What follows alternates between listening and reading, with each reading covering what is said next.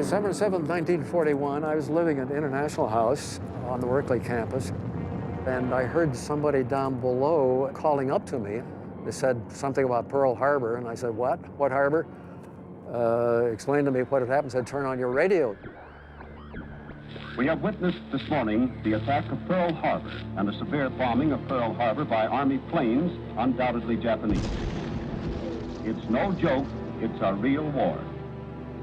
And during the rest of the day, people began to call up to me and ask if I saw the enemy planes overhead, if I saw them coming. So I was there with my binoculars looking out over the bay, trying to find out what was coming. And of course, they didn't come that day, and they didn't come at all, but we didn't know that at the time. I don't think these fears were irrational. You could, within the next 30 to 40 to 50 days, see a number of American ships aflame offshore. The Japanese submarines were scouring the whole area. In the aftermath of the attack on Pearl Harbor, the San Francisco Bay Area, already on war footing, took on the feel of an armed camp. In the week between December 18th and 24th, 8 merchant ships were attacked by Japanese submarines off the California coast. Outside San Francisco Bay, the fishing fleet now required a Coast Guard escort. Above the Golden Gate, Army Coast Artillery, replete with massive underground bunkers, pointed westward, awaiting attack. Inside the bay, an anti-submarine net stretched across the bay's entrance. The atmosphere of war was all-consuming, and nowhere more so than in the shipyards of Richmond in the East Bay. Facilities were completed in 1944 to make Richmond shipyards the world's largest, covering 880 acres and 4.5 miles of waterfront. The Kaiser shipyards were a battlefield of World War II, and the shipyards were one of the most effective weapons that the U.S. developed. Henry J. Kaiser is a genius. He's a typically American kind of genius. Here we have a person who's a high school dropout, who gets a big paving contract in Cuba in the 1920s. What's he know about paving roads? Nothing. But he knows about bringing people together. And that's when the next period of his life came, which was building the great dams, Hoover or Boulder Dam, Bonneville Dam, and then Grand Coulee Dam, which was the largest public works construction in the history of man. And they get the contract because he says that same technique of dam building could be used for quick shipbuilding, and then he becomes a great shipbuilder. On April 14, 1941, as piles were being driven, buildings constructed, a mobile crane lowered the first steel plate, and a cheer arose.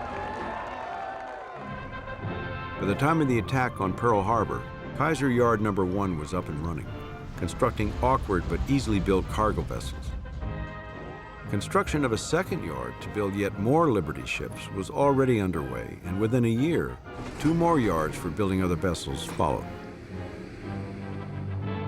There's a photograph of Yard 3 under construction, and there are ships in the shipway. But in front of the shipway, instead of there being water, there's land. The ships are landlocked. They'll get that open later, but right now they wanted the place to build a ship.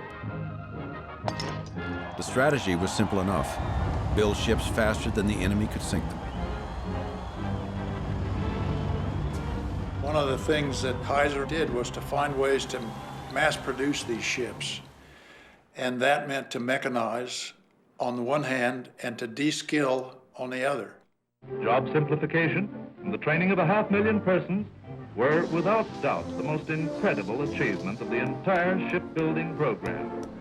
So at the lower end of the order, they got rid of riveting because that was a skilled job, so they did that with welding. Here's a little song that one of the boys in the shipyard cooked up. Ready, girls? Take it away. By the middle of the war, nearly 25% of the employees at the Kaiser yards were women.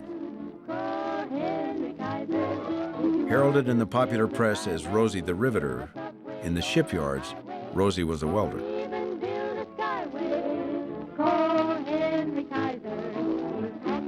I went to the employment office and got my Social Security card and signed up for welding school at Richmond High School from 4 to 8 in the morning. Each learned to do his special task skillfully, and the combined results turned out ships faster than any generation had imagined possible. It was about 2 weeks, I think. They said I was ready.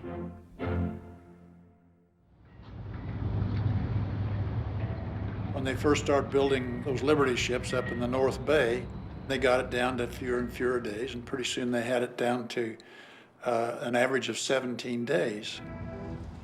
And then came the 4.5-day ship. On the morning of the 4th day, the launching anchors were hauled aboard, and hull 440 was made ready for her maiden splash into the bay. They had 3 shifts. When your 8 hours is up, then somebody's standing right behind you to walk in your space. Somebody who was working down there said that if you dropped a quarter on the deck, it would be welded before you could pick it up.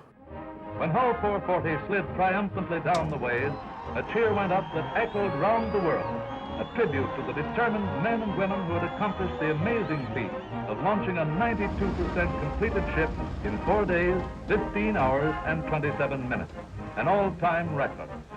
When these kind of records would reach the Japanese War Office, they didn't believe it at first. They thought it was impossible that anybody could be producing ships at this rate.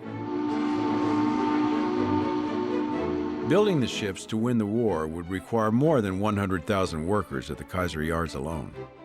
Another 45,000 were employed to the north at Mare Island, another 22,000 at Marinship, 35,000 more at Hunters Point Naval Shipyard in San Francisco, and another 35,000 at Moore Dry Dock in Oakland. Nearly overnight, it seemed, San Francisco Bay had emerged as the greatest shipbuilding center in the world. People started to come in from all over the country, and that still wasn't enough. Kaiser had to go out and recruit. And they actually sent trains out, and they recruited people. Had these trains that they put them on and sent them back. So we watched those people pouring in, hour after hour, day after day, and stood on our front porch and waved them into town.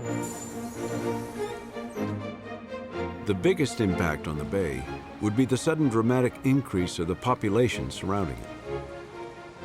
Between 1940 and 1945, the Bay Area's population exploded, outpacing even Los Angeles and increasing by more than 500,000. People were living in cars, people were sleeping out.